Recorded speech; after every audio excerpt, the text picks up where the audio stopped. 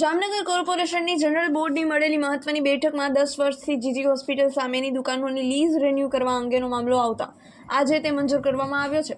ત્યારે અતિ મહત્વના ગણાતા કોર્પોરેશનના 2015 બાદના સેટઅપને પણ મંજૂરી આપી દેવામાં આવી છે। 304નું સેટઅપ હતું, જેમાં 15 જગ્યા રદ થતાં 289 જગ્યા ઉપર સેટઅપની પ્રક્રિયા થશે।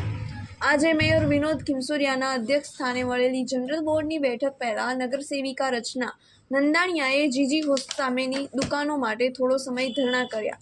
ત્યારબાદ જનરલ બોર્ડમાં વિપક્ષી સભ્યોમાં જૈનબ ખફીએ કહ્યું હતું કે ઉદ્યોગકારોના ₹59 કરોડનો ટેક્સ છે, 18 કરોડ 38 લાખ વ્યાજ છે, એમાં વ્યાજ માફ કરો તો વાંધો નથી, પરંતુ એકને ગોળ અને બીજાને ખોળ જેવી સ્થિતિ ન અપનાવો।